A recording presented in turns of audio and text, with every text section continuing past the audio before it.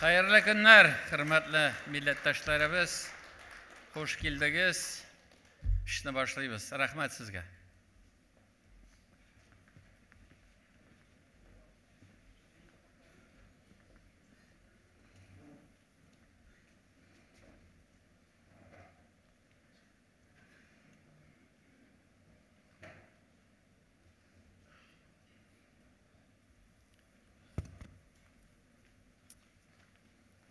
Bismillahirrahmanirrahim. Hayırlı gün, hürmetli millettaşlar. Muhtaram Rüstem Nurgaliyoğlu, oturuşta katnaşıcılar, kadirli konaklar, 11. Bütün Россия Tatar Avulları Eşmekerleri Jiyininin plenar oturuşun açık deyip ilan etem. Bu yıl biz Rüstem Nurgaliyoğlu Minixanov hayır fatikası bilen başlanıp ketken bütün Россия Tatar Avulları Eşmekerleri jiyinlarining 11-sin uzdırabız. Hem her yıldagıça bizning oturuşta Tatariston Reisi Rüstem Nurgaliyoğlu şahsen o'zi qatnaşa.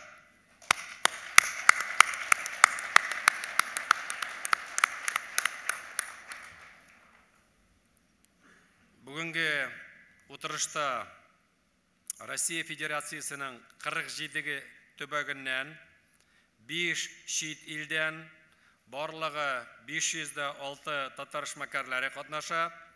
Гадәттәгечә инде иң зур делегация безнең Башкортстан Республикасыннан, иң өлкән делегатыбызга 78 яшь, ул Пенза өлкәсеннән, һәм иң яшенә 20 яшьлек егетебез Төмән өлкәсеннән килде.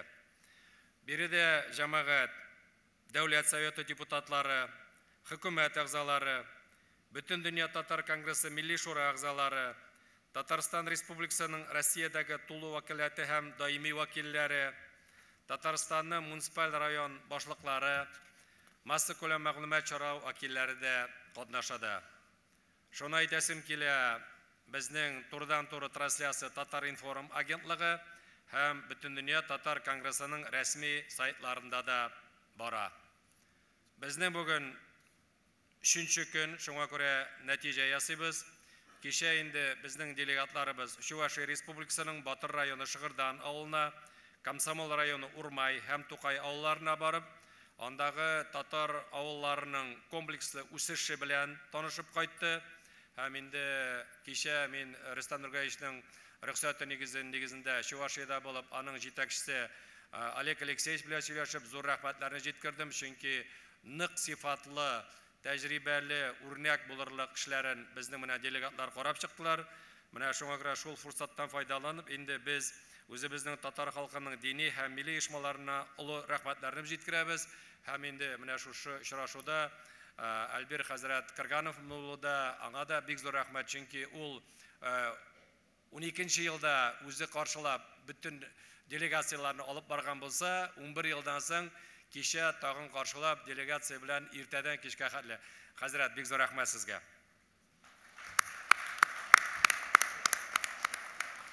Шул ук вакытта инде җәмәгать кичә кич белән кайтып, безнең пилотыбыз, Россия герое Юсупов Дамир Касим улының каһарманлык адымнарына багышланган «Насонсы вдоль рядов кукурузы» дигән нәфис фильмны карадык.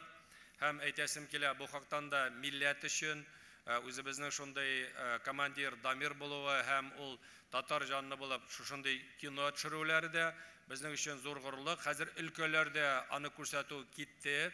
Әйтәсем килә, инде менә татар кино белән без карап, Татарстанның һәрбер районында шушы фильмны күрсәтәсебез килә. Өлкәләрдә дә була, шуңа күрә мин инде җитәкчеләргә әйтәсем килә, өлкә җитәкчеләренә, әгәр дә инде андый мохтаҗлык кирәк дип тапсагыз, безгә шалтыратып әйтегез, әгәр дә инде безнең планнарга кермәгән булса, сезгә дә барып җитеп аны күрсәтербез. Һәм инде җәмәгать менә яңа гына күргәзмә карадык, пленар утырышны башлыйбыз. Әгәр дә рөхсәт итсәгез, кыска гына мин видео рәт тәкъдим итәр идем. 11-нче мәртәбә уздырабыз һәм илебезнең 47 төбәгеннән бүгенге көндә катнашучылар, татар авыллары эшмәкәрләре, җир кешеләре, эшли торган кешеләр.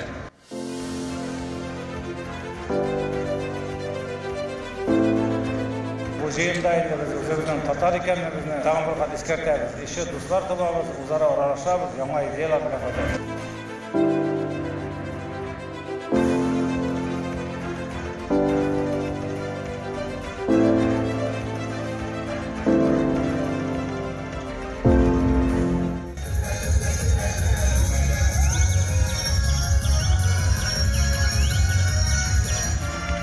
Ничек бабаларыбыз яшаган, шулай яшарга тырышабыз, мәхәлләребезне тыргызабыз.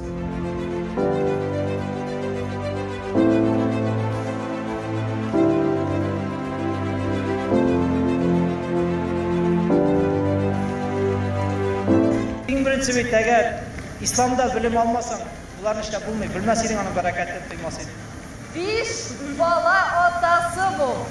Менә шундый егетләребез тота безнең татар авыллары.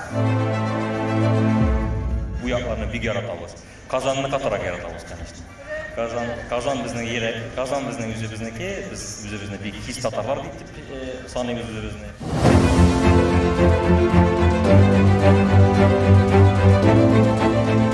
Sorularını aytamiz.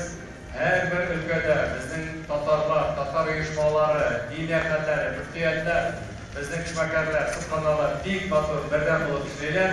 Biz her vaqtda da o'zimizning tatar bo'luvi bilan g'ururlanamiz. Bu haqdan da bizim için zor vakıya, zor arorham. Я горжусь тем, что татарин, что я вместе с народом, без берге, без бердемлекте.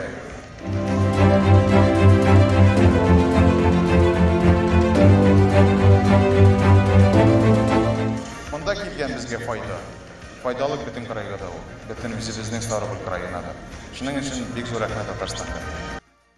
Шуны әйтәсем килә инде, җыен кысаларында біз икенче тапкыр үзебезнең чараларны Татарстан Республикасы Сәүдә һәм сәнәгать палатасы белән үткәрәбез.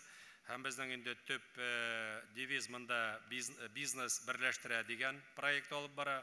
Һәм шуңа күрә аларга бик зур рәхмәт. Алда да шулай бергә эшләргә насыйп итсен. Җәмәгать, менә безнең өчен 2012 елда беренче җыенда бу проектны хуплап, аңа уңышлар теләп, Башкортстанның күренекле татар эшмәкәре, җәмәгатьчелекчесе Хәсән Сагыйҗан улы Идиятуллинның ялкынлы итеп чыгыш ясавын бүгенге залда әле сез хәтерлисездер. Кызганыч, 3 көн элек Хәсән абый вафат булды, бакыйлыкка күчте. Хәсән абый туган җирен, газиз халкын ихлас сөйгән чын мәгънәсендә милләтпәрвәрле шәхес иде. Аның тормышында эшмәкәрлек белән милләт, татар авылы язмышы төшенчәләре аерылгысыз иде. Игътибар экранга.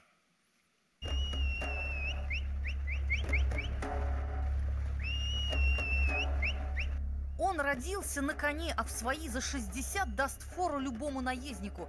Татарский фермер у себя на родине в Башкортостане не нуждается в отдельном представлении. Да и слава о нем давно уже не идет и не бежит, а скачет впереди него. Хасан Идиатуллин один из тех, кто в советские годы поднимал с колен самые безнадежные колхозы и совхозы. Ему доверяли обреченные на крах предприятия, которым он вдыхал новую жизнь. Он один из самых отчаянных реформаторов сельского хозяйства. Одним из первых в Башкортостане в 90-е почуял ветер перемен, благодаря чему все коллективное добро в его деревне не было разорено и разграблено, а было передано все до копейки по совести его односельчанам. Так в деревне Олотелек Иглинского района Башкортостана появились первые собственники, которые стали развивать свой бизнес на земле. Так бывший председатель совхоза Хасан Идиатуллин сохранил не только свою честь, но и свою родную татарскую деревню в предгорье Урала, о которой заботится до сих пор. Мы живем заботами, нуждами, чаяниями местного населения. Для нас девиз быть в обществе и быть свободным от общества нельзя. Для нас девиз с собой туда, вглубь 2 метра, ничего не унесешь. Даже носки штопанные снимут, не дадут. Его жизнь как большая книга, листая страницы которой он переживает заново события давно минувших дней. Его бизнес, как птица Феникс, не раз возрождался из пепла. И это отнюдь не образное выражение. Его фермы не раз сжигали дотла, его бизнес не раз пытались затоптать, захватить, разрушить. Но в его жизни всегда были две опоры. Это его семья и любимое дело. 6 раз почти стакан сожгли. 2 раза кормовой двор сожгли. Почти стакан. 1 раз у нас был филиал, почти стакан сожгли. Потом конюшню 14 лошадей, чистокровные английские, в день выборов, это было 14 октября 2012 году. Все почти стакан сожгли. Дом сожгли. Поэтому нас просто так, испугом, мы татары, мы теперешевские, мы чечменские. Все, вот это все сказано. Татары можно только договориться. И полюбить, и в них влюбиться. Это какая душа, какое сердце должно у человека. А знаете почему? Муса Джалиль сказал, татар не перепрыгнешь. У нас ход быстрый.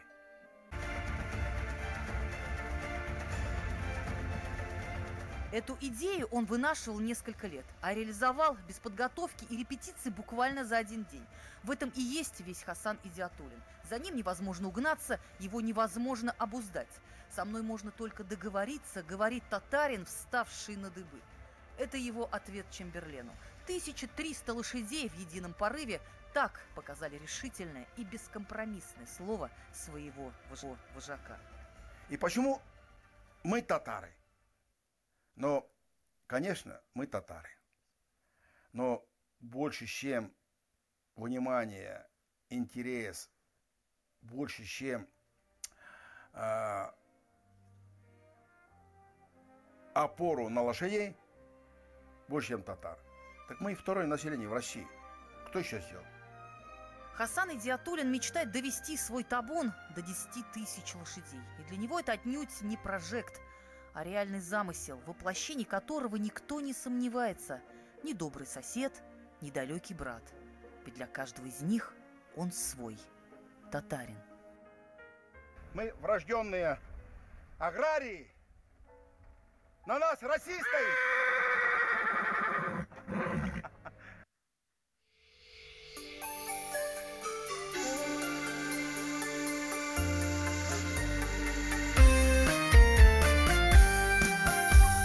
Татар болып яшәү сөендерә, без лайыклы улы кызлары. Нинди юллар аша бүгенгегә, хәтерләрдән сызмый узганны.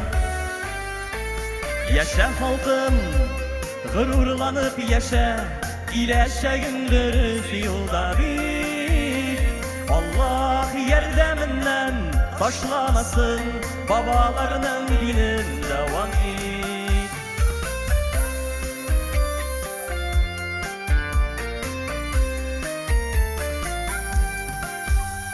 Яшә татар, сукланырлык итеп, дине, теле өчен көрәштә, бердәмлекне, туганлыкны тоеп, яшә халкым, мәңге син яшә. Яшә халкым, горурланып яшә, киләчәгең дөрес юлда бит. Намазга бас, кыйблаң Кәгъбәтулла, бабаларның динен дәвам ит. Яшә халкым, яшә горурланып, киләчәгең дөрес юлда бит.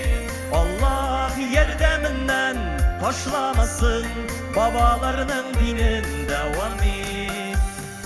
Аллаһ ярдәменнән башламасын, бабаларның динен дәвам ит. Яшә халкым, мәңге син яшә.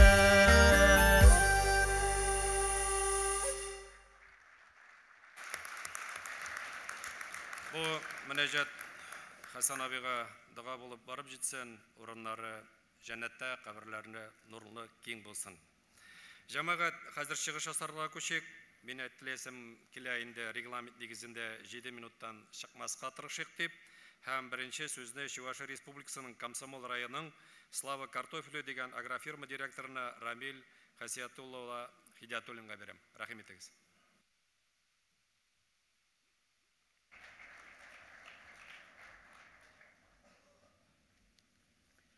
Hayırlı ken, kadrli millettaşlar, Rüstem Nurgaliyevич, Президиум, sizge kaynar selam bizden Çuvaşistanımızdan.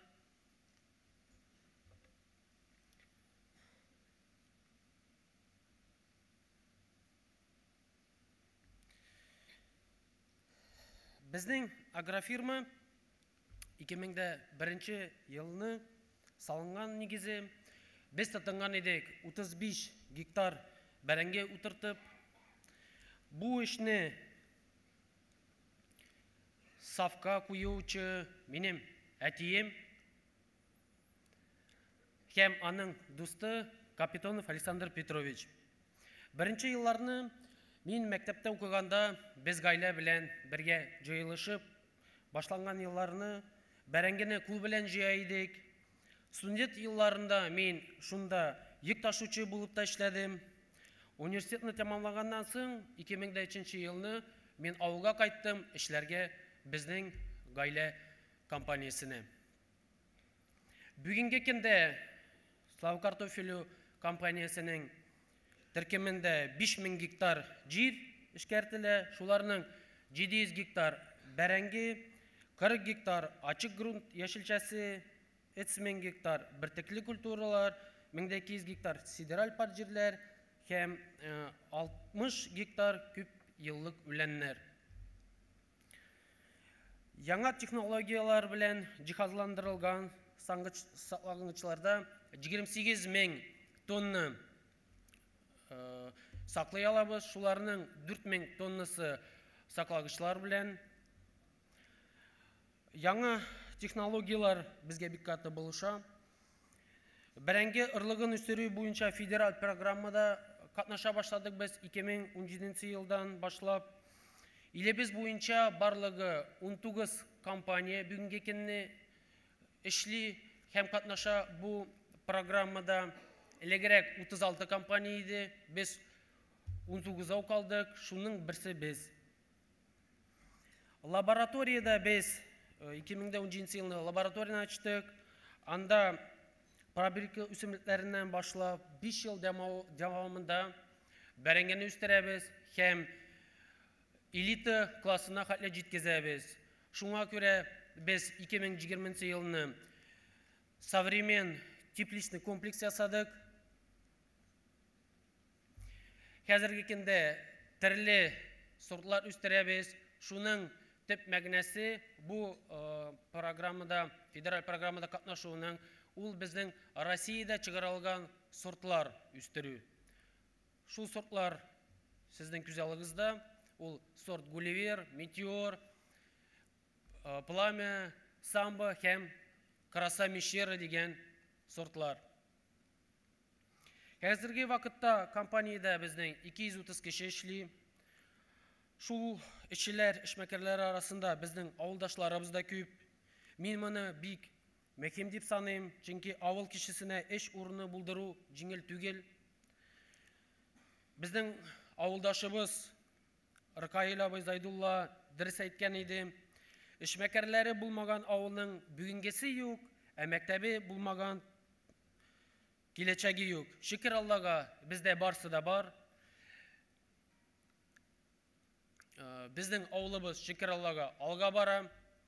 Без авыл халкы белән бергә эшләп, матур парклар, юллар салдык. Бүгенге көндә ясалып бетә балалар күләме мәчет каршысында агачлар гына утыртырга калды. Безнең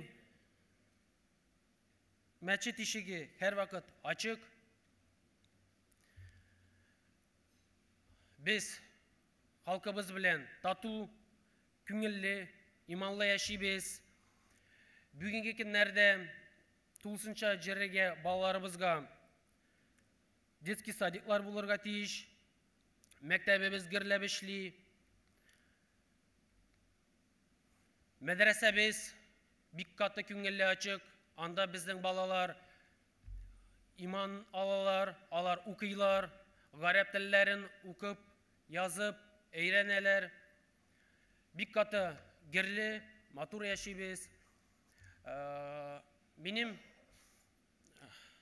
шулай ук шул мәктәпләрдә, детский садикларда, мәдрәсәләрдә балаларым укып җыри, 4 балам, 4нче балам алытләсә булырга тиеш.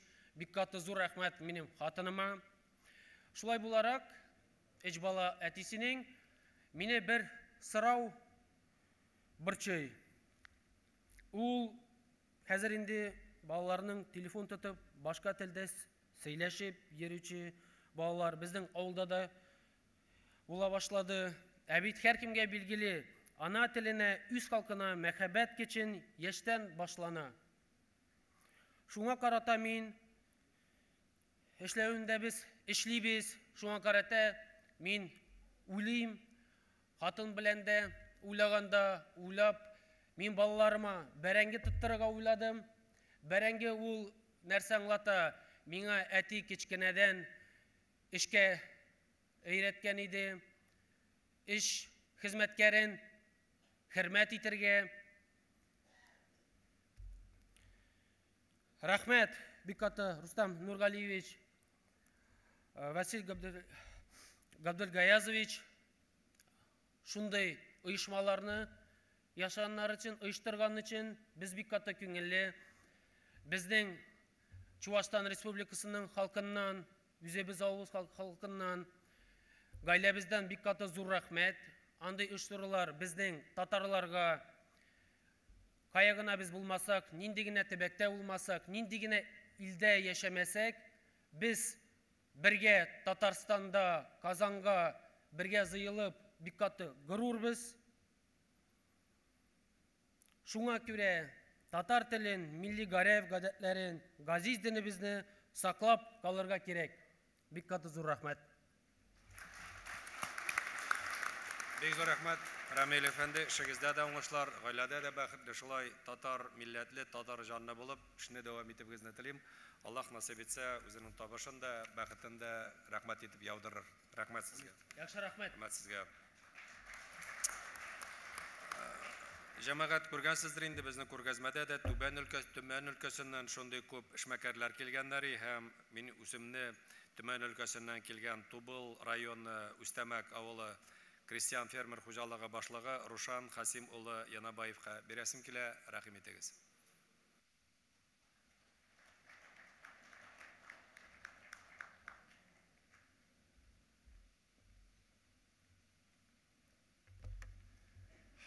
Исәнмесез, жыйында катнашучылар, хөрмәтле Рустам Нургалиевич һәм кунаклар, президиум. Мин Себердә яшәүче татармын. Сәламлыйм сезне. Бүгенге минем чыгышым темасы Янабаевлар крестьян фермер хуҗалыгы, мисалында авыл хуҗалыгы перспективалары һәм аның үсеш юллары. Тубыл районында Иртеш су ярында Кечкенә татар авылында безнең хуҗалыкның станы урнашкан. Анда Герефорд тукымлы эремегезле терекләр үстерелә. Бер туган Янабаевларның крестьян хуҗалыгы перспективалы, тиз үсеш алучы кече предприятие. Бабам һәм әтиемнең гаилә эшен дәвам итүчеләр без өченче буын фермерлар. Ждановский колхозы таркалгач, бабай нигез салган кечкенә хуҗалык тиз арада Тубыл районында сөт җитештерү буенча алдынгы фермаларның берсенә әверелә.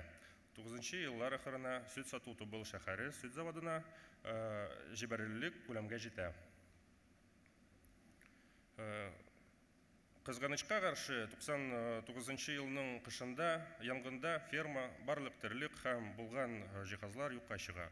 Ләкин кулны төшермиләр һәм менә инде әлеге гасыр башында безнең әти аркалы корылма төзеде һәм анда ул вакытта безнең өчен сәер булган беренче Герефордлар кертелде.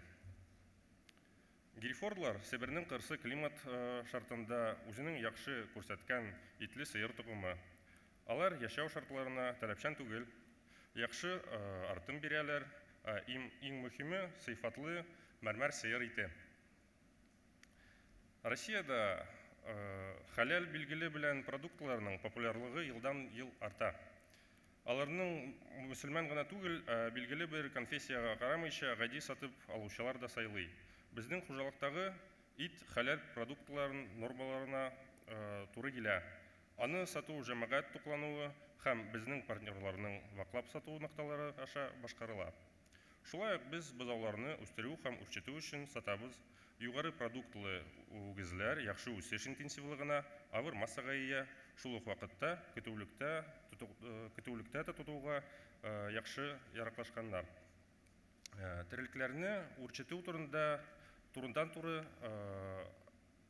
азык базасы белән бәйле. Азык әзерләүнең җайгы салынган процессы запас булдырырга һәм күрше төбәкләрдәге башка хуҗалыкларның азык ихтыяҗының бер өлешен ябарга мөмкинлек бирә. Ханты-Мансийский автоном округы һәм Ямал-Ненец автоном округы хуҗалыкларына узган елда 200 тонна якын печән сатылды. Терлекчелекнең өстәмә продукты терес һәм черемә Абалак эксперименталь балык үрчетү заводына сатыла. Анда ул осетрларны үстерү буенча сулыкларында уңай үсемлек һәм азык мөхите булдыру өчен уңышлы кулланыла. Быел гына 600 тоннадан артык органик ашлама җибәрелде инде. Безнең үсеш перспективаларын без терлекләрнең баш санын артыру мөмкинлеге өчен буш яктан авыл хуҗалык җирләрен эшкәртеп киңәйтүгә һәм ваклап сату челтәрен үстерүдә күрәбез. Шундыйларның берсе Юршак авылда планлаштырылган Ханстанын глампингын төзү буенча инвестиция проекты.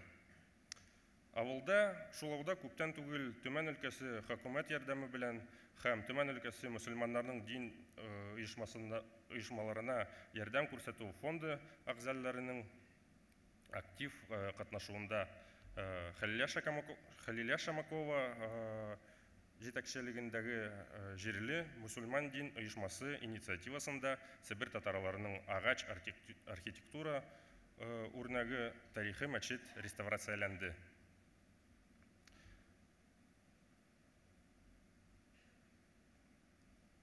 Глэмпинг.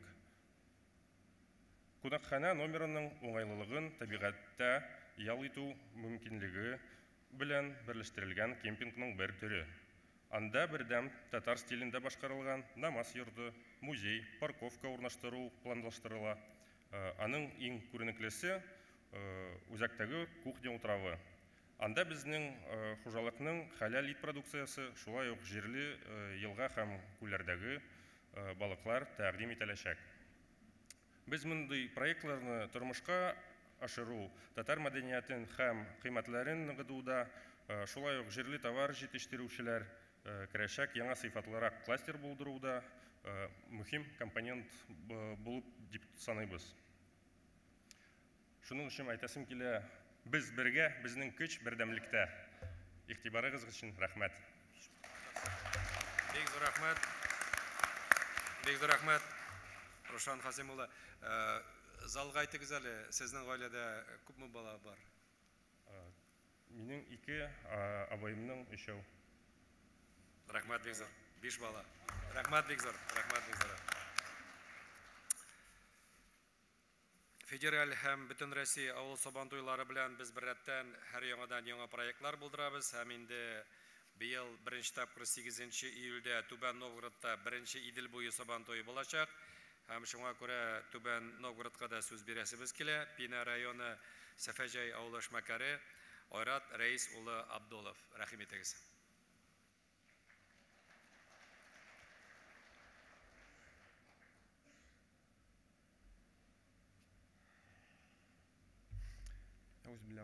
Bismillahirrahmanirrahim. Assalamu alaikum.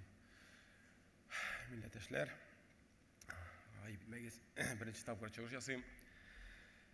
Min indi etkənçə Nijgar Təbəgə Pilnə rayonu Safacay Yegeti Ауылда туып өстік, школны тамамладық, мектепні.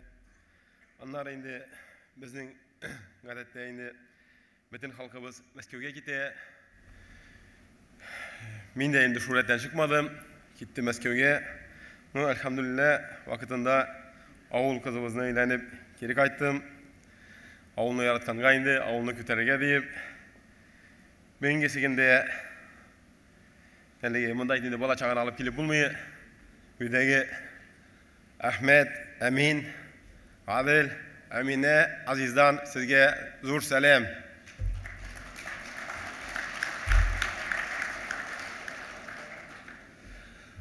Ауылға қайттым, әлхамдулилля, қайттық, әліге ішке кіріштік. Яштан бірлі үзім гене тегіл енді біздің бет тібек, сиргач яғы енді үзігіз білесіз. Қазылық білен дан тұтқан яқлар, сиргач қазысын енді бітін халық біле, нишгар қазысын. Шуға кіре менде енді мал туар үчітіп, қазылар тұтырып, әліге струйкалық аттанып кеттік. Яш вақытта Мәскеуде ішлеген шақта біраз переработкаға тығылып ішлепге тұру келген еді, біраз опыт бар еді. Шуңа көре 2 ылылық, 2 кардаш білен бірге медреседе оқылып ердік, бірге дұсқын атырабыз, атна сайын жиылып, шулай бір инициатив группа жидік. И шул 2 кардашыбыз білен енді кішірек кіне хобби сыман башлап кеттік, переработка линиясы. Біз ішлейбіз бейінгесігінде пилмен, манты, ішпішмак, пәрәмәш деген нәрселерінде. Пилменен ғайры қалғанларын барсында күл білен ішлейбіз. Пилменшлер үшін Чаллыдан барып зор аппарат алдық енді. Пилмен аппараты 250 кило сағатына шығаратырғанны. Ауылдан деген ишім күштік үзімізге шуны әлігі патентлап маташабыз, иншалла. Алла ярдымы білен енді тұрышыбыз шуны ил күлеміне шығарыға. Сіздің дуалар білен бенгесегінде біздің рынығында основном Мәскеу, әпәттіке біздің бетінде логистика Мәскеу білен основном бегейбет. Атнасына 6-7 машина ери, әлі енді өзімізге де специальный бір машина алдық Мәскеуге полуфабрикатлар ташырға. Шулайда Түбен Новгород өлкесі, өзіміздің өлке, Терек, ауылдар, районлар, кәмді енді бегенгесі күндерде, ұзған күндерде конференция вақытында кәмді анарға қаділеді, Қазанға да, Татарстанға әліге сирағыбызны тығабыз деген шекелі енді. Аны да башлама кілейік. Шулай ауылыбыз зор, әлхамдулилля, өлікеге банғанда біраз кечерейді енді. Бегенгесі күнде көп көп балалы ғайлелер. Әлхамдулилля, әчер, дүртер балада, бишер балада менің кебеклер бар, әлхамдулилля бегенгесі. Татар тілінде сөйлеп, үзімізде енді біраз ұрыш тілін күшіп сөйлебіз. Балаларымыз енді бегенгесі күнде қардашыбыз, шығырдан қардашыбыз еткенше телефон бәйлемі енді, мультфильм бәйлемі, жиылаларда ұрамға футбол ойнағанда русша сөйлейлер. Қая болса ұрамға шығабыз deyip жиылырға болсалар, әпәттікі таталарда русша вақытына бәкдәні қоялар, шул вақытқа жиылабыз deyip.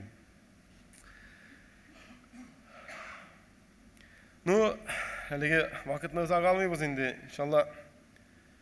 Шундай әлігі продукция, шашлык, люля кебаб, барысы да халал, әлхамдулилля. Не айтерге тағын. Тауық етін kullanabыз Татарстаннан. Татарстан біле мәнәсәбәт яқшы. Айға айында бір-екі тапқыр келерге тырышабыз. Үз ауылымызға шекелі келебіз. Биг әліге ерекке ятатырған нәрселер. Шулық әліге дарухана дегенде оқып кетсеңде, кебет дегенде оқып кетсеңде, бізде андай нәрселер yok әлде. Халал дегенде күргім көшәбіз енді. Еремегез, ат, сарық итлерін үзібіз, бисмилла әтеп үзібіз үз күліміз білен чалырға. Тұтындық, сөйләштік, әліге ішілі башағандық, білмеген, етмеген, яқтан итлер алмайша, үзібізді ілгіртәлмегенні көрештіре кардәшлерден, фермерлардан алабыз. Келешекке енді зұр мақсатлар, Алла ярдәм итсә, иншалла, руза вакытларына инде берәр кеше шулай алып арттырырга ниятебез бар. Әлеге һәм дә инде зур рынокларга чыгыш ясарга әлеге илаһи үзе ярдәм бирсен. Зур рәхмәт. Чыгыш өчен, хаталар өчен айып итмәгез. Яхшы, ассаламу алейкум. Өзегезгә бик зур рәхмәт. Хайрат әфәнде, бик зур рәхмәт сезгә.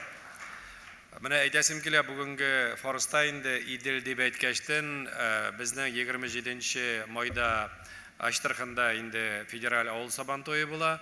8 июльдә Түбән Новгородта Идел буе сабантуе дигәндә, Идел елгасында безнең 15 субъект утыра. Һәм 26 субъектның елгалары Иделгә коела. Шуңа күрә 41 субъект җыелып, анда да үзебезнең милләттәшләребезгә рәхмәт әйтеп, бик матур сабантуй үткәрәбез дип эшләп йөрибез. Хәзер инде менә җәмәгать без әйтәбез, Пермь крае дигәндә, менә субханалла, Барда районында да 2нче елга 100 ел була. Шушы 100 ел кысаларында анда федераль авыл сабантуй үткәрәбез. Бик тырышып эшлиләр, әзерлек инде күптән бара. Шуңа күрә хәзер мин сүзне Пермь крае Барда районының шәхси эшмәкәре Физия Шариф кызы Акбашевка бирәсем килә. Рәхим итегез.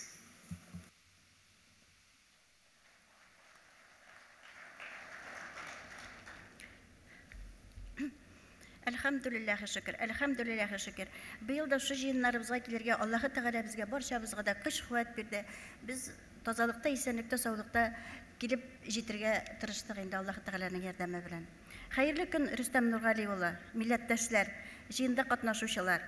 Барчагызга да Пермь крае һәм Бәрдә халкыннан кайнар сәламнар җиткерәм. Гадәттәгечә, ел сайын Казанга зур делегация белән эшмәкәрлекне үстерү юнәлешендә тәҗрибә алу, уртаклашу максатында җыелабыз. Татарстан җирендә нинди генә тармакларны алсаң да сокланырлык, үрнәк алырлык эшләр бик күп. Мин үзем Пермь краеның Барда округыннан шәхси эшмәкәр Физия Акбашева, моннан 20 ел элек бүгенге көндә мәрхүм булган әнием җитәкчелегендә икмәк һәм чәкчәк пешерү цехын ачтык. Аллаһы Тәгаләнең ярдәме белән елдан-ел ассортиментларыбызны төрләндереп, киңәйтеп, бүгенге көндә лакомка кондитер цехы бренды астында эшлибез. Цехыбызны да туган авылыбызга Әрҗәнгә күчердек. Бу эшләребезне без 2 кызым, 2 киявем белән башкарабыз. Бездән башка цехыбызда тагын да 10 кеше эшли. Продукциябызны җитештерүдә бары тик табигый һәм хәләл продуктлар гына кулланабыз. Шулай ук әзер ризыкларыбыз сыйфат сертификатына ия. Хәләл стандарты буенча җитештерелә. Әлхәмдүлилләһи шөкер. Борынгы рецептлар буенча татар милли ризыкларын әзерләү безнең өчен аеруча мөһим юнәлеш булып тора. Без гореф-гадәтләргә корылган татар туен милли ризыклар белән тулысынча тәэмин итә алабыз.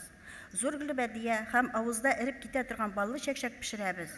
Чәчәк ясау өчен үз ягыбызда җитештерелгән сыйфатлы бал сатып алабыз. Шулай ук без үзебездә үскән җиләк-җимештән әзерләнгән эшлек белән заказга гөлбәдияләр, тортлар, бәлешләр пешерәбез. Хәзер без җитештерә торган азык-төлек атнага 1 тоннадан артып китә. Булай караганда бик күп тә түгел инде ул. Безнең авыл өчен күп. Җитештерү күләмен арттыру өчен җиһазларыбызны яңартабыз, мәйданнарны арттырабыз һәм продукцияләребезнең югары сыйфатын сакларга тырышып, ассортиментларны һәрчак киңәйтә барабыз. Компаниябыз Пермь краенда чәкчәк җитештерү буенча лидерлар арасында. 2009 елдан безнең белән Виват, Семья, Гастроном, Берег кебек ире сәүдә челтәрләре хезмәттәшлек итте. 2011 елдан продукциябыз Пермь краеның һәм Свердловск өлкәсенең ире шәһәрләрендә уңышлы сатыла. Шулай ук Татарстан Республикасында һәм күрше өлкәләрдә үткәрелгән ярминкәләрдә актив катнашабыз. Баллы чәкчәк татар халкының яраткан ризыгы. Компаниябызның йөзе ул. Без аның белән эшебезне башладык һәм уңышлы дәвам итәбез. Үз эшебездә Пермь краеның төрле министерстволары белән актив хезмәттәшлек итәбез. Пермь крае һәм Барда округы бюджетларыннан төрле субсидиялар рәвешендә финанс ярдәме алдык. 2022 елда округ икътисады үсешенә керткән өлеш өчен Пермь краеның кече һәм урта эшмәкәрлекне үстерү агентлыгы җитәкчесенең рәхмәт хаты белән бүләкләндек. Күрсәткән ярдәмнәре өчен Пермь крае губернаторы Дмитрий Николаевич Махонинга, депутатларыбызга, Пермь крайы хөкүмәтенә, Барда округы башлыгы Хәлил Газбулла улы Алапановка зур рәхмәтебезне белдерәбез. Без округның социаль әһәмиятле тормышында да актив катнашабыз. Килгән кунакларны чәк-чәк һәм пешкән ризыкларыбыз белән каршы алабыз, сыйлыйбыз. Гореф-гадәтләребезне саклап яшибез. Ел сайын Сабан туйларда, Барда җыенда, Ислам дөньясы күргәзмәсендә районыбызның мәдәни үзенчәлекләрен күрсәтәбез. Барда округында елдан-ел дин кануннарын тотучылар саны арта бара. Мәчетләребез эшли. Мин дә алган дин гыйлемемне башкаларга җиткезүдә үз өлешемне кертергә тырышам. Барда мәчетендә гыйбадәт фәнен укытам. Махсус хәрби операциядә катнашучылар өчен гуманитар ярдәм җыюдан читтә калмадык. Без хатын-кызлар, шүлкә башлар, иләсәләр бәйләп, азык-төлек, җылы өс кием җыеп фронтка җибәрәбез. Ир-егетләребезнең, яклаучыларыбызның кайфын күтәрергә тырышабыз. Мәчетләребездә алар өчен дугалар кылабыз. Әлбәттә, эшне яңа сыйфатлы дәрәҗәгә күтәрү, аны уңайлырак итү өчен әле күп көч куярга кирәк. Татарстанда алган тәҗрибә безнең өчен зур әһәмияткә ия. Ул безгә тагын да ныграк тырышып эшләү өчен көч, дәрт бирә. Делегациябыз исеменнән республика җитәкчеләренә, әлеге җыелышны оештыручыларга зур рәхмәт белдерәм. 2024 елда 100 еллыгын билгеләп үтәчәк Барда округында бөтен Рәсәй авыл Сабан туе узачак. Сезне, Рөстәм Нургали улы, һәм биредә катнашкан милләттәшләребезне Сабан туе бәйрәмебездә көтеп калабыз. Рәхмәт. Biz рәхмәт. Әзерлекләр бара. Менә инде Физия ханым махсус операция турында әйтте. Хактан да безнең һәрбер өлкәдә, районнарда, авылларда эшмәкәрләр, татар халкы бик нык ярдәм итә. Республикада безнең өлкәләрдә бөтен яктан да нәрсә генә бияләй бәйлибез дибезме, мишләр реттереп ябытырып алып барабызмы, ашарга дибезме. Шул вакытта без бер-беребезгә һәр вакытта да элемтәдә торабыз. Бер генә фикерне әйтәсем килә. Менә безнең монда Зәкия ханым Сахалиннан. Ул губернатор ягында бик нык эшли, җибәрә, аңлата, һәрбер киткән безнең солдатка Татарстан флагын бирә. Һәм бер мәлне бу безгә Казанга шалтырата конгресска безгә ди Сахалиннан егетләрне җибәргәник, самолет Волгоградка төшкән ди, берничә сәгать инде аш утыралар ди. Анда безнең татар оешмалары ярдәм итә алар микән дип, biz чыгып мөфтияткә, мөфтият тиз генә арада 500 кешелек ашарга пешереп, алып килеп, шунда көтеп утырган безнең солдатларны ашатып, шерттереп, рәхмәтләр әйтеп җибәрде. Шуңа күрә бу изге эш, бу эшне дәвам итәбез җәмәгать. Шуңа күрә тагын бер кат барыбызга да рәхмәт әйтәсем килә. Чөнки бу безнең националь лидер Владимир Владимировичның карары без аны хупладык һәм бүген көндә инде тизрәк тынычлык безнең яктан җиңү җитсен дип эшне дә эшлибез, даганы да кылабыз. Җәмәгать менә Санкт-Петербургтан килгән безнең хезмәттәшебез, Татарский дворик җитештерү кооперативы идарәсе рәисе Булат Фуат улына бирәсем килә. Күлнән рәхим итегез.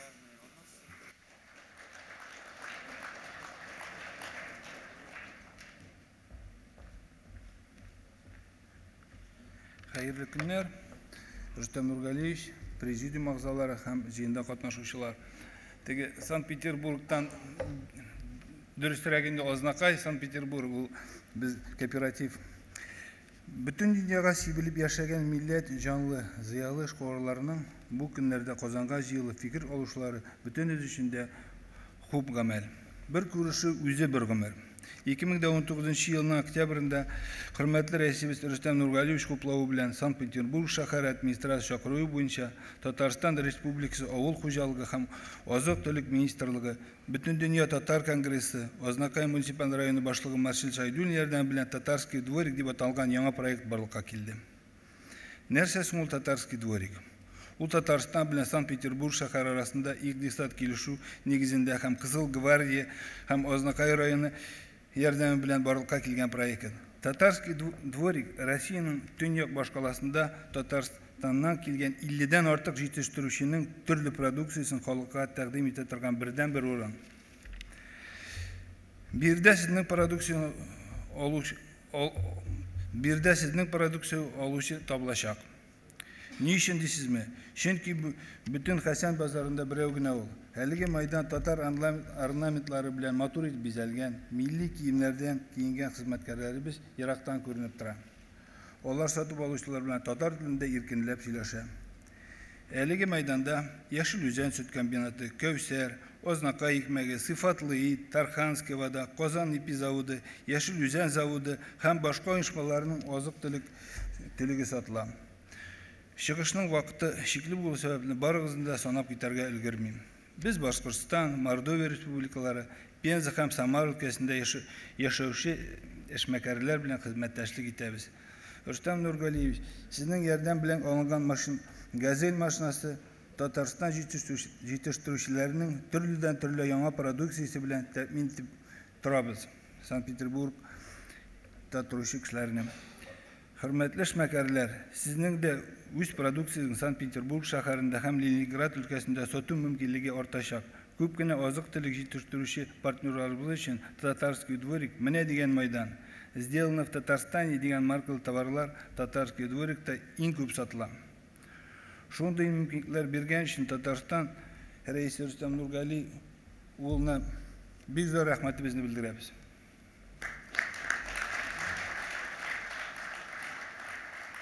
Шуны да билгеле үтәсе килә. Без Татарстанның Санкт-Петербургтагы тулы вәкаләте вәкилләренә Вәлиуллин бөтен дөнья татар конгрессы белән һәр вакытыгыз элемтәдә эшлибез. Татарский дворик исеме сәүдә күргәзмә мәйданы эшли. Башлаганнан бeri йөзләгән, меңләгән кеше продукция алырга гына түгел, милләттәшләребез белән аралашырга да килә. Әлеге мәйданда Санкт-Петербургта яшәүче татар иҗтимагый оешмасы өчен генә түгел, шәһәр халкы килгән кунаклар өчен дә Татарстанның заманча яшәе белән танышу урыны булып тора. Шуңа күрә киләчәктә Татарский дворик туристик маршрутка кертергә дигән хыялыбыз да бар. Агымсу юлын таба диләр. Тагын бер яңалык, бүгенге көндә төньяк башкалада Татнефтьнең 60лап ягулык станциясендә Экомаркет Татарский дворик киштәләре булдырылды. Бу киштәләрдә Татарстан продукциясын сатып алырга була. Мондый мөмкинлек өчен безнең үзебезнең нефтьчеләргә бик зур рәхмәт. Киләчәктә Татнефтьнең Greenlight бренды белән Татарский дворик коллаборациясе барлыкка киләчәк. Татарстанның һәрбер районда җитештерелгән товарларның безнең сату киштәләрендә булдырасыбыз килә. Хөрмәтле Рөстәм Нургали улы, проектыбыз үсә, зурая, товарларның төрләрен, күләмен арттыру өстендә эшлибез. Татарский дворик тагын да киңрәк даирәне куллашларга әзер. Теләгем шул, сату майданда без халыкның хәләл продукция белән тәэмин итүдән тыш, әлеге продукцияны кайда, кем тарафыннан җитештерелгәнен дә күрсәтәсебез килә. Biz шулай халкыбыз мирасы, сәнгать, мәдәният турында туристларга җиткергә телибез. Иң мөһиме Татарский дворикка килүчеләр Татарстан турында тагын да күбрәк мәгълүмат алыр иде. Хөрмәтле Рөстәм Нургалиевич, Татарский дворик проекты бу елны тагын 3 майданчыкта ачарга планыбыз бар. Эшебезне яхшырак алып барыр өчен сездән ярдәм кирәк иде, Рөстәм Нургалиевич. Чөнки безнең төп максат милләттәшләребез яшәгән төбәкләргә Татарстан, татар халкы җитештергән продукцияны күбрәк таратырга һәм ул безнең кулдан килә дә. Барлык эшләребез хакында бер очрашуда сөйләшеп бетереп булмый инде. Иң әһәмиятлесе, кылган гамәлләребез дәвамлы булсын иде. Алар Татарстан, Казанны сагынып яшәгән милләттәшләребезгә тарихи ватаннарына рухи күпер булып хезмәт итсен иде. Һәр хәлдә без шуңа омтылабыз. Һәрчабызга сәламәтлек, уңышлар телим. Игътибарыгыз өчен рәхмәт бик зур. Бик зур рәхмәт сезгә, Болат әфәнде, эшегездә уңышлар. Хөрмәтле милләттәшләр, менә инде без һәр вакытта да үзебезнең брендларны татар аты, татар казы дибез. Мин инде бүтән килгән милләттәшләр исеменнән Мөслим районыннан, Башкортстаннан килгән безнең эшмәкәрләргә зур рәхмәт әйтәсем килә, чөнки алар инде бу каз темасы нигезендә күптән эшлиләр. Һәм каз ул милләт өчен бер караганда кош буларак безнең символда, һәр вакытта да парлы мендәрләр, парлы казлар бүләк итү, аңа ите дә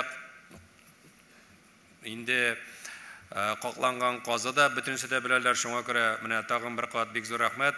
Былтыр без шундый матур итеп Мөслимдә казы мәс үткәрдек. Менә күрсәттек, инде быел безнең төп теләк Татарстанның һәрбер районында шушындай каз өмәләрен үткәрү, аннары инде Мөслимдә финал ясап, бөтен килгән өлкәләрдән кем каз белән шөгыльләнә аларны җыю һәм инде декабрьдә һәрбер шәһәрдә каз ярмаркаларын ясап, халыкка да тәкъдим итсәк, нигә дип әйтәм, менә Татарстанда бүгенге көндә 1 миллионнан артык каз, Башкортстанда 2 миллионнан артык каз, казның уртача бәясе инде 2000, шуңа күрә 6 миллиардтан артык сум дигән әйтерне була инде бу эшмәкәрлек нигезендә эшне. Шуңа күрә менә шушының үзенең каз өмәсендәге проектларда эшләүләрне казна тотаулар буенча Башкортстаннан Туймазы районыннан килгән кунагыбыз Индира Әбүзәр кызына бирәсем килә, рәхим итегез.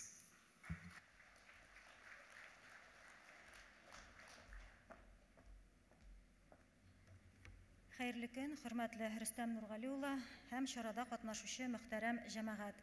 Бүген сезнең арада булуыма Аллаһыма шиксез рәхмәтемне белдерәм. Сүзем татар халкының тормыш көнкүрешендә зур урын алып торган каз, ягъни каз өмәсе турында.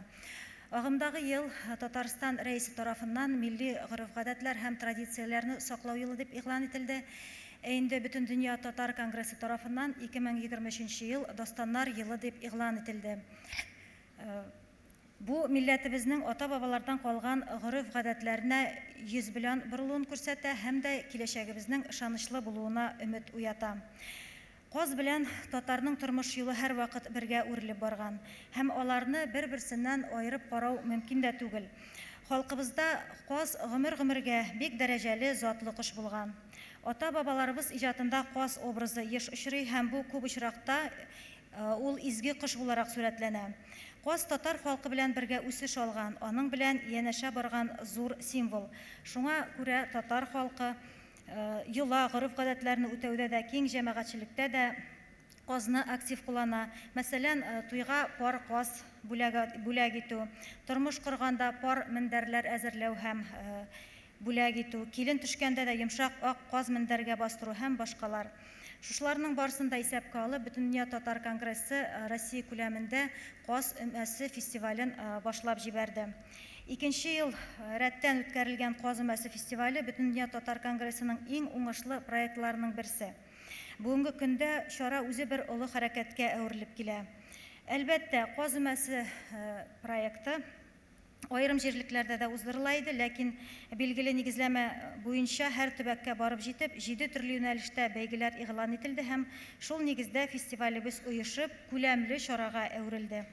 2 ел эчендә Новосибирск, Омск, Хабаровск, Оренбург, Киров, Ульяновск, Пермь, Свердлау, Кемерово, Самара өлкәләре, Ханты-Манси автоном округы, Удмуртия, Чуашстан, Коми, Марий-Эл, Татарстан, Башкортстан республикалары актив катнашып, гореф-гадәтләребезне кире кайтаруга зур өлеш керттеләр. Каз өмәсе фестивален бары тик каз үрчетү белән генә бәйләргә кирәк түгел. Бу фестиваль милли гореф-гадәтләрне саклау һәм яңа буынны үз халкы рухында тәрбияләү өчен дә бик әһәмиятле. Шул ук вакытта каз өмәсе проекты татар авылларын саклау һәм үстерү ягыннан да бик отышлы. Һәм фестивальнең төп максаты милләтебезнең рухи, мәдәни кыйммәтләрен саклау һәм үстерү, календар бәйрәмнәрне халкыбызга кайтару, шәхси хуҗалыкларда традицион булган кош-корт үрчетүне тергезү, күпләп кош-корт үрчетүче эшмәкәрләрне барлау, бергә аралашу мөмкинлеген тудыру. Бөтен Россия каз өмәсе фестиваленең беренче этабы Бөтен дөнья татар конгрессында йомгаклана, җиңүчеләр Мөслим районы җирлегенә чакырыла. Бөтен Россия каз өмәсе фестиваленең Мөслим районы җирлегендә узуы табигый, чөнки кош-корт ил күләмендә республикабызда дан тоткан заманча каз үрчетү оешмалары Мөслим ягының бренды булып тора. 2022 елның 25-26 ноябрь көннәрендә Мөслим районында 2нче Бөтен Россия каз өмәсе фестивале үтте. Бу күләмле чарага әлеге җирлектә гореф-гадәтләрнең, йолаларның түкми-чәчми саклануын күрсәтте. Анда 7 номинация буенча 12 төбәктән катнашучылар булды. Чуашстан, Башкортстан, Татарстан иң күп каз асраучы эшмәкәрләрен китерде бу очрашуга. Беренче көнне айрым хуҗалыкта барлык йолаларны туры китереп Каз өмәсе үткәрүдә катнашу, кичен Мәдәният сарайында йомгаклау чарасында булу, икенче көнне Сабантуй урынында күргәзмә ярминкәдә катнашу берәүне дә битараф калдырмагандыр. Әйтергә кирәк, әлеге төбәкләр арасында Башкортстан Республикасы да бар иде.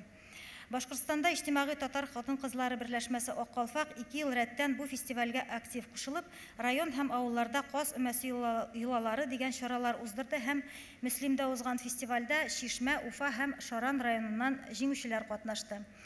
Һәрбер районның үзенчәлекле йолалары фильмнар итеп төшерелде. Шуның нәтиҗәсендә әлеге бәйгедә катнашучылар тагын да артты.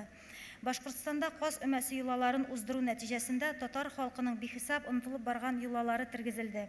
Чара Башкортстанның Шишмә, Илеш, Бакалы, Уфа, Дүртөйле районнарында аеруча матур узды. Каз өмәсе үткәрү үзе бер дәрәҗә, ул кешенең юмартлыгын, киң күңеллелеген күрсәтә. Шуңа күрә өмәне кемнең йортында үткәрергә дигән сорау бер кашанда тумый, күпләп каз асраучы гаиләләр үзләре үк чакырып тора.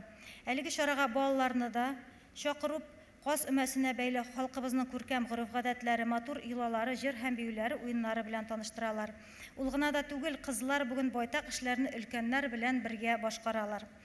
Күп җирләрдә каз асрау гаилә бизнесы да, әби-бабай, әти-әни, балалар, ягъни эш буын хәрәкәте дә күзәтелә.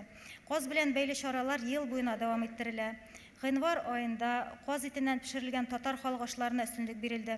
Казанның Туган авылым комплексында фестивальдә җиңүче ашчылар Оренбург өлкәсенең Перевалут районы Чесноковка авылыннан каз аяк башларыннан татарның зур бәлешен пешерү буенча, Татарстанның Саба районыннан каз муены тутыру буенча осталар килеп, Казанның аш-су әзерләү институтларыннан килгән студентларга һәм рестораннан килгән пешекчеләргә өйрәтү дәресләре үткәрделәр. Бу эшне дәвам итеп, февраль айында Мөслим җирлегендә рәссамнар җыелып, этнопленэр үткәрде һәм 50-гә якын каз темасын яктырткан картиналар язып калдырды. Март айында татар мамык мендәрләре дигән бәйгегә йомгак ясалу татар мамык мендәре брендын барлыкка китерде. Сез бүген күргәзмәдә аларның барысы белән дә якыннан таныша алдыгыз. Бөтендөнья татар конгрессы бу юнәлештә бик уңышлы эшләр башлап җибәрде. Каз өмәсе фестивале Сабантуйдан кала татар милләтенең егәрлеге ягыннан икенче зур проектка әйләнеп килә. Халкыбызның карашлары Татарстанга төбәлгән. Бу һәрбер уңай күренешләрне күзәтеп, сеңдереп, үз өлкәләребездә шул юнәлешне җәелдерергә тырышабыз. Безнең гаиләдә дә ел сайын каз үстерелә. Бу безнең керем чыганагы да.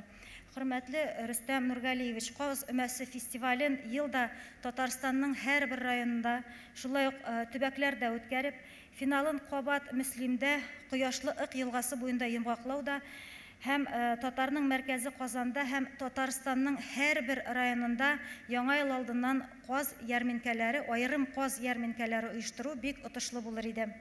Татар казы брендын җәелдерү, татарның мәркәзе Казаннан башланса, бу эшнең куәте дә, бәрәкәте дә булыр иде. Чөнки милләт мәсьәләсендә вак эшләр юк, һәрберсе көндәлек тормышта кирәк. Игътибарыгыз өчен рәхмәт. Бик зур рәхмәт, Индира ханым, эшләрегездә, тормышыгызда уңышлар. Хөрмәтле милләттәшләр, без ел башын һәр вакытта да 8 федераль округта нәтиҗәләр ясап, эшне башлап җибәрәбез һәм планнарны карыйбыз. Менә без быел Ставрополь краенда булдык, анда инде Барханчак татар авылында һәм сүзне хәзер аның Ставрополь крае Бәйрәм татар мәдәни үзәгенең рәисе Рөстәм Бари улы Хамидовка бирәсем килә. Рәхим итегез.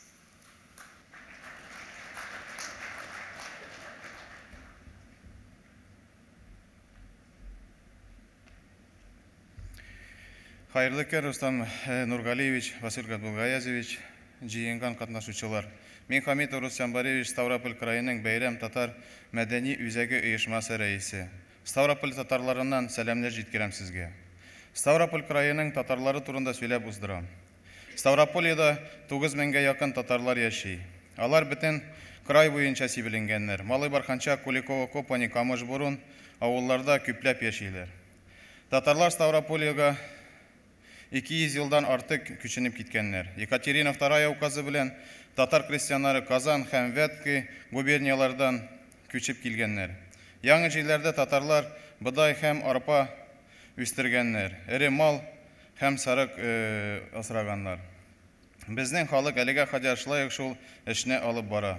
Ставропольдә татарлар яшәгән авылларда хәзер күп фермерлар. 2020 елда эре инвестор белән аренда договорлары беткәннән бирле безнең кешеләребез ул җирләрдә үзләре эшләп торалар.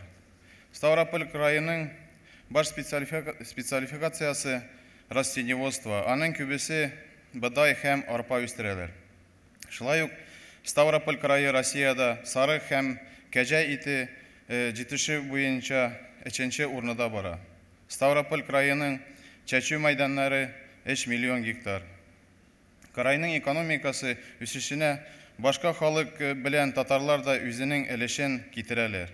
Татарлар күчеп киткәненә 100 елдан артык булсалар да, татар халык телен, мәдәниятен, гәриф-гадәтләрен саклап кына яшиләр. Безнең бәйрәм татар мәдәният үзәге 2016 елдан эшләп башлады.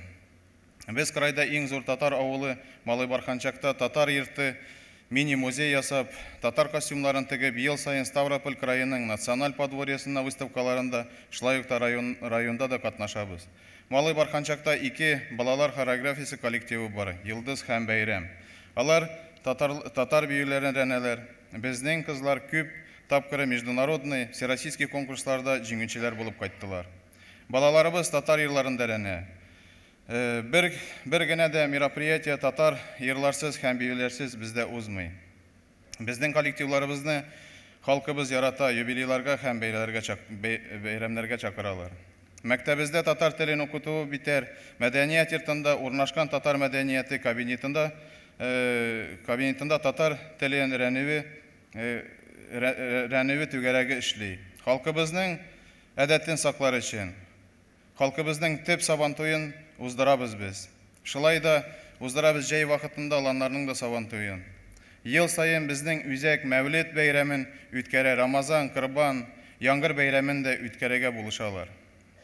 Хан елны бөтен дөнья татар конгрессын оештырган чараларда, татар диктанты акциясында, Җәлил укуларында, шулай ук Шүрәле солдат альбомы, Минең авылым, Шәҗәрә конкурсларында да катнашабыз.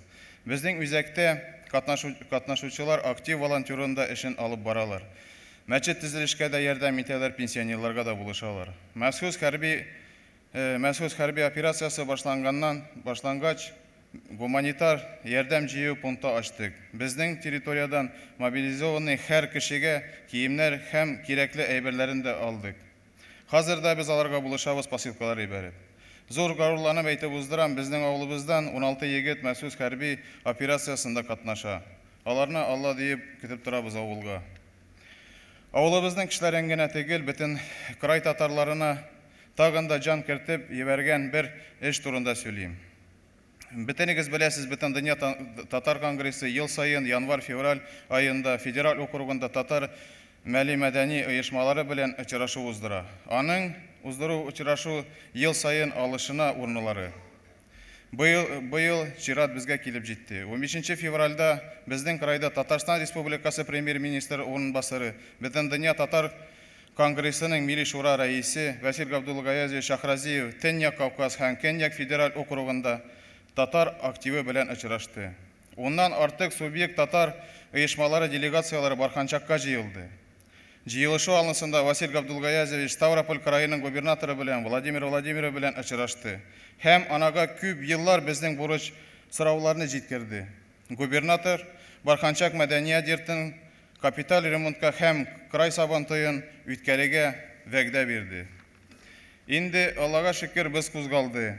Район башы мәдәният йортын ремонтка сметаны исәпләү һәм экспертизаны уздыру өчен тендер үткәрде. Без быел 13 майда Дагестан һәм Ростовда узган Көньяк сабантуйны уздырырга үзебезгә тырышабыз.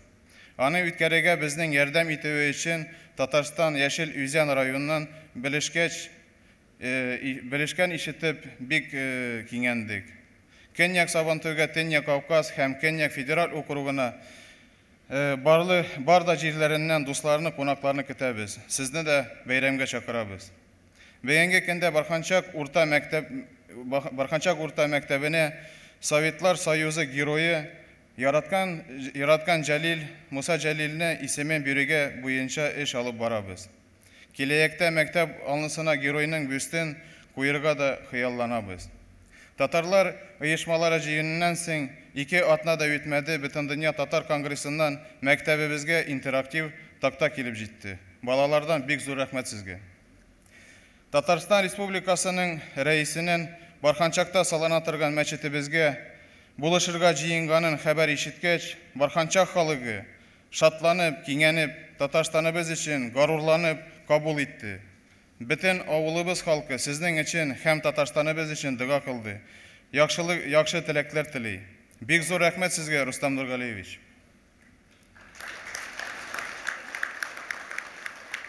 Татарлар кайда яшәсәләр дә, алар Казанга һәм Татарстанга тартыла. Кайгыда да, шатлыкта да сезне якка гына карый. Безне онытмаганыгыз өчен бик зур рәхмәт сезгә. Бетте, сау булыгыз, рәхмәт. Бик зур рәхмәт, Рөстәм әфәнде, эшегездә уңышлар, шулай матур бердәм булган өчен бик зур рәхмәт. Хөрмәтле милләттәшләр, мин башта әйткәнем инде 5 илдән безнең делегатлар монда бар. Афганистан Ислам Республикасыннан, Польшадан, Кытай Халык Республикасыннан, Берләшелгән Эмиратлардан һәм Үзбәкстан Республикасыннан.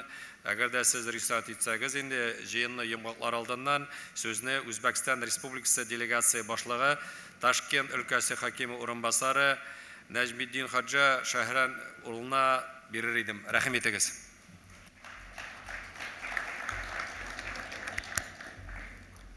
Assalomu alaykum, hurmatli Rustam Nurgaliyevich, hurmatli yig'ilish ishtirokchilari, tadbir ishtirokchilari, isanmisiz, hurmatli do'stlar. Искренне рад принять участие на данном мероприятии. Его организация и высокий уровень представительства является еще одним ярким подтверждением того, что у нас огромный взаимный интерес, мощный потенциал нашего сотрудничества. И мы высоко ценим и искренне дорожим устойчивыми доверительными отношениями между Республикой Татарстан и Ташкентской областью. Прежде всего, пользуясь предоставленной возможностью, выражая искреннее уважение участникам мероприятия и благодарность руководству Республики Татарстан, и позвольте выразить огромную благодарность за предоставленную возможность в ней участвовать. Кто не знает, Ташкентская область является побратимом с Республикой Татарстан, а вообще каждый регион Узбекистана имеет свой побратимый регион с Российской Федерацией, и нам повезло, что мы являемся побратимом с Республикой Татарстан, и я могу сказать, что мы занимаем первое место по всем показателям, по торгово-экономическим отношениям, по количеству учащихся, по количеству нашего товарооборота, по количеству предприятий, которые участвуют в экономике наших стран. И мы сегодня присутствуем здесь большой делегацией, вот в их числе главы регионов города Бекабад, города Ангрен и Бекабадского района, города Нуравшана. И, соответственно, ряд предпринимателей, которые работают в сфере сельского хозяйства. Хочу немного остановиться на осуществляемых нашими регионами совместных проектах. Один самый показательный из них — это наш так называемый Химград, это Черчик Химград, который мы осуществляем на базе Химграда, который функционирует в Татарстане. Мы прям вот скопировали всю вот эту работающую успешную систему, мы назвали ее Черчик Химград, и за 1 год, за очень короткий период времени мы уже разместили в этой экономической зоне 14 больших проектов на общую сумму $200 миллионов. И отрадно, что из этих 14 предприятий, 8 из них — это именно татарстанские компании. Кроме того, у нас есть много проектов, например, в сфере хлопковой промышленности. Как вы знаете, Все-таки Узбекистан это аграрная страна. Ташкентская область имеет очень большую площадь по посеву хлопковых видов продукции, хлопка и производства хлопковых видов продукции. И, соответственно, татарстанская компания, совместно с татарстанской компанией мы сейчас осуществляем проект на общую сумму $80 миллионов. Мы уже успели начать первый и второй этап, и мы освоили уже около $40 миллионов, и до конца этого года мы планируем освоить еще $40 миллионов. Также мы тесно работаем с компанией Татнефть. Как вы знаете, у нас Татнефть реализует ряд проектов не только в сфере нефтегазовой сфере, но и в сфере производства резинотехнической продукции. Мы работаем с компанией, с брендовой компанией Кукмара, это всем известно, все мы любим эту компанию. Тоже предприятие строит большой завод на нашей территории. Вот. Но кроме таких экономических проектов мы работаем и еще в сфере образования. За короткий срок было достигнуты договора между Казанским государственным аграрным университетом и Казанской государственной академией ветеринарной медицины имени Баумана и нашим Ташкентским аграрным университетом были, значит, налажены программы обучения в бакалавре и магистратуре, на основе которого мы можем, значит, выдавать двойной диплом. С 1 сентября 2021 года мы уже приняли первых студентов, и мы планируем, что второй и последующие годы эти студенты будут обучаться в татарстанском университете. С другой стороны, мы реализуем и множество проектов здесь, в Татарстане, один из которых это оптово-распределительный центр в городе Казани. Это очень грандиозный проект, и, надеюсь, при реализации этого проекта мы объединим торговые отношения не только с Узбекистаном, но и другие наши азиатские республики, но и европейские страны. Мы плотно работаем с торгово-промышленной палатой Республики Татарстан. Огромная благодарность Марату Камчичу, он постоянно у нас в Ташкенте, мы у него здесь, он нас объединяет, наши предприятия. Вот. И огромная благодарность Агееву, тоже поддерживает нас. С надеждой на улучшение нашего сотрудничества хочу сказать огромное спасибо всем тем, кто сегодня здесь, и пожелать всем удачи и надежды на лучшее совместное будущее. Спасибо большое. Рахмат, Бигзор Нажбиддин Хаджа Шахратулла. Хөрмәтле милләттәшләр, менә әйтәсем килә, безнең утырышта шулай бүген бердәм булып, менә беренче җитәкчебез Индус Ризак шутыра, аннары Ринат Зенурич, безнең аксакалларга басыгыз әле, әйдәгез әле, ныклап кул чабыйк әле. Бигзор рәхмәт, исәнлек, саулык, безне һәр вакытта шулай куандырып торыгыз. Хөрмәтле милләттәшләр, безнең чыгыш ясаучылар список нигезендә тәмамладык. Хәзер инде сүзне зур ихтирам белән үзебезнең рәисебез Рөстәм Нургали улына бирәсебез килә. Рәхим итегез.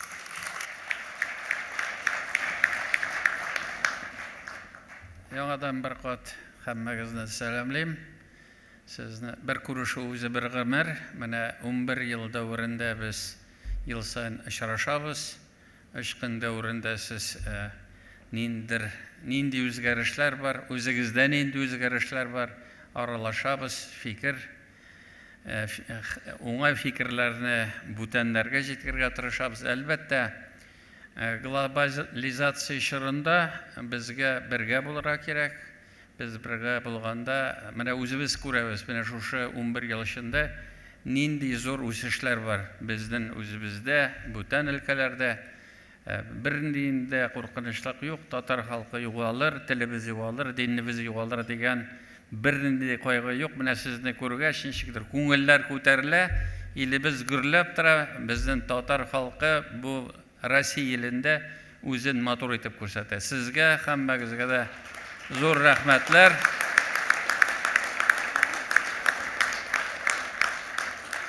Әлбәттә, менә 3 көн дәврендә сез республикадан әстеләр, нинди эшләр эшләнә, нинди программалар хәл ителә.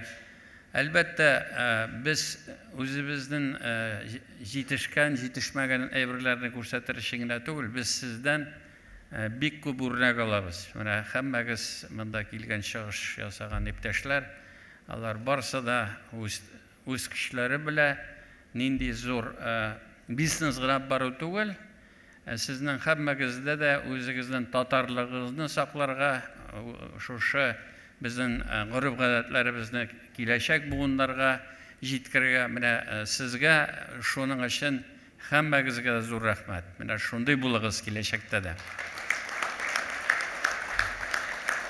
Әлбәттә, безнең тарафтан, шулай килеп чыкты инде, Казан бөтен татарлар өчен кала. Biz бик шат сезне күрергә, бүтән өлкәләргә барганда без очрашырга тырышабыз. Ниндидер сезнең сораулар ниләр булган чакта, менә конгресс аша мин үземнең кайбер очрашу вакытында ул әйберләрне нитәм. Аннан соң бу федераль сабантуй, авыл сабантуйлары алар күрсәтә безнең көчебезне. Республикадан киләбез, менә үзегез сез бик күп көч куясыз. Әлбәттә, менә шундый эшләр белән без үзебезнең милләтебезне күрсәтергә мөмкинлегебез бар. Бүген сезнең 3нче көн инде, сезнең монда булып, күп кенә вакытлар, күп кенә ниләр күрдегез, аралаштыгыз. Безнең һәммәгезгә дә рәхмәт әйтеп, бүген бүләкләр бирәсем килә. Шуңа күрә тагын бер кат һәммәгезгә дә рәхмәт. Сезнең рөхсәт белән һәр бүләкләр тапшырабыз. Рәхмәт сезгә.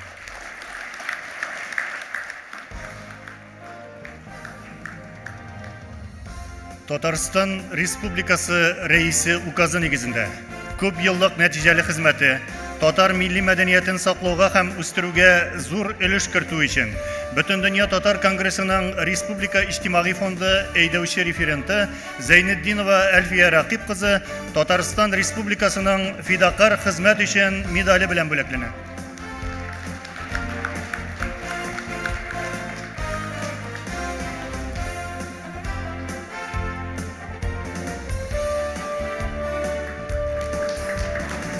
Милләтләр арасында татулыкны һәм тынычлыкны ныгытуга, татар милли мәдәниятен саклауга һәм үстерүгә зур өлеш кертүләре өчен Татарстан автономияле Совет Социалистик Республикасы төзүгә 100 ел медале белән бүләкләнәләр. Ленинград өлкәсенең Алимов йорты мәдәният һәм сәнгать, гражданнарга социаль ярдәм күрсәтү һәм булышлык итү, мәгариф, мәгърифәт, физик культура һәм спорт, гражданнарның сәламәтлеген саклау, шәхеснең рухи үсеше, патриотик тәрбия өлкәсендә халыкара ассоциация рәисе Алимов Владимир Николай улы. Башкортстан Республикасының ресурс энергоэффектив проектлар ябык акционерлык җәмгыятенең гомуми мәсьәләләр буенча директоры Дәүләтшин Әмир Захретдин улы.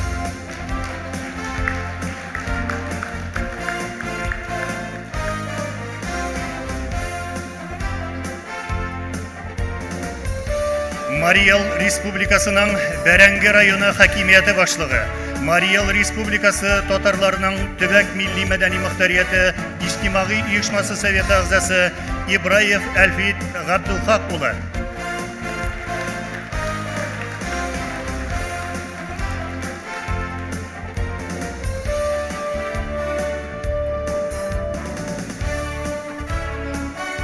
Башкортстан Республикасының юрист хукук агентлыгы җаваплылыгы шекләнгән җәмгыять директоры Ихсанов Илсур Фәнил улы.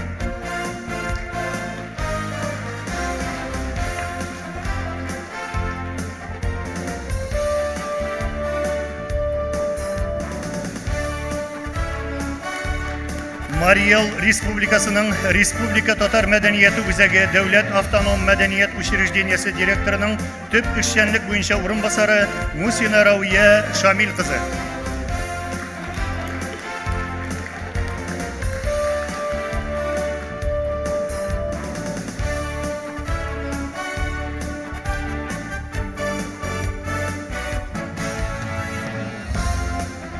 театр сәнгатен үстерүгә өлеш кертү өчен Мирхайдар Фәйзи исемендәге Оренбург дәүләт татар драма театры дәүләт автоном мәдәният учреждениесенең драма артисты Рахматуллин Марсель Сөлейман улына Татарстан Республикасының ат казанган артисты дигән мактаулы исем бирелде.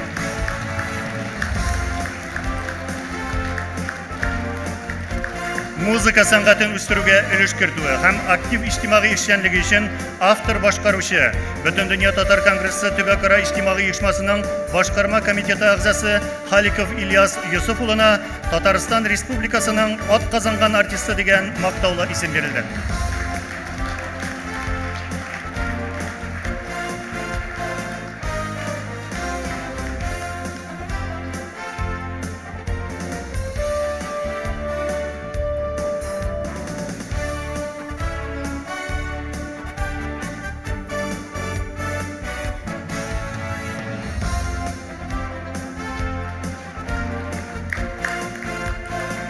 Татар милли мәдәниятен саклауга һәм үстерүгә зур өлеш кертү өчен Башкортстан Республикасы Бүздәк районы Таулар авылы мәдәният йортының сәнгать җитәкчесе, Төмәнәк татар иҗтимагый тарихи мәдәни үзәге җирле иҗтимагый оешмасы әгъзасы Газизова Әлфия Миңнур кызына Татарстан Республикасының ат казанган мәдәният хезмәткәре дигән мактаулы исем бирелде.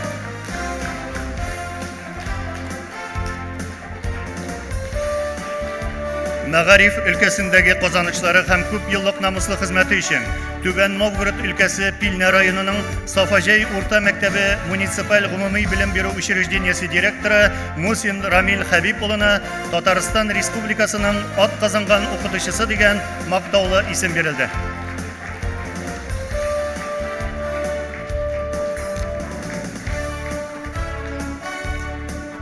Татарстан Республикасы рәисенең буйрыгы нигезендә милләтләр арасында татулыкны һәм тынычлыкны ныгытуга, татар милли мәдәниятен саклауга һәм үстерүгә өлеш кертүләре өчен Татарстан Республикасы рәисенең рәхмәте белдерелә.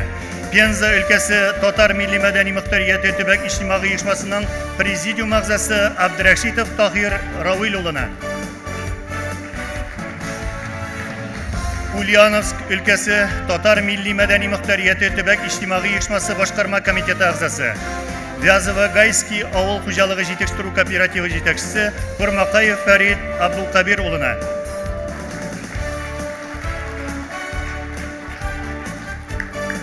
Пенза өлкәсе Сосновоборск районының Индеркә авылы китапханә ял итү үзәге муниципаль бюджет мәдәният учреждениесе директоры Шахвалиева Гүзәлхан Сәйет кызына,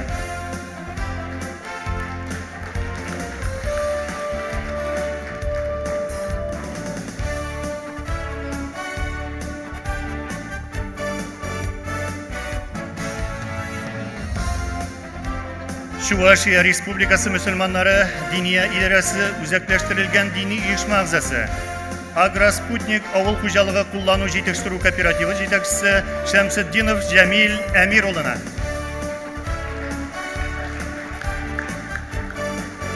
бүләкләр тапшырылды.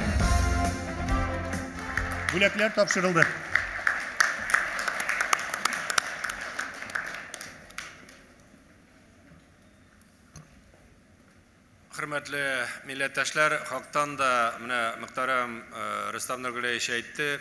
Şuraşular turunda bu bizning için zor birinchidan şatlıq, g'ururlik, şuluk vaqtda zor javoblılık.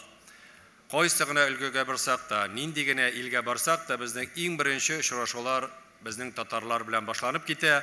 Ularning so'zlarini tinglay, mümkinçe yardım ete, bütün yetakçiler karşında kürsüte, emniyinde Tataristan'da jayılganda, bizning kongres negizinde bütün çaralarda şulay şahsen qatnaşıp, bizning karşımızda cevap koyup, şuluk vaqtda devlet böleklerini tapşırıp, rahmetlerini bildirgen için Rüstem Nurgay sizge big zor rahmet, sağlık, selametlik, uğuşlar, işimizde zor uğuşlar tileybiz. Big zor rahmet.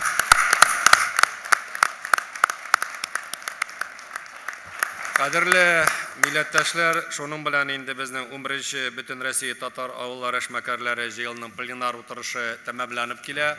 Ham men endi ana yopib, Һәрберебезгә бик зур рәхмәт әйтеп, исән-сау өлкәләребезгә, туган якларыбызга, гаиләләребезгә кайтып җитеп, менә очрашу турында җиткерүегезне һәм инде Аллаһ насыйп итсә, тиздән Рамазан айы да була, аннары очрашулар да була, Сабантуйлар да шулай бердәм булып, бергә булып, бийек татар халкы булып, горурланып яшәргә насыйп дип игълан итәбез. Ябык дип. Рәхмәт бик зур.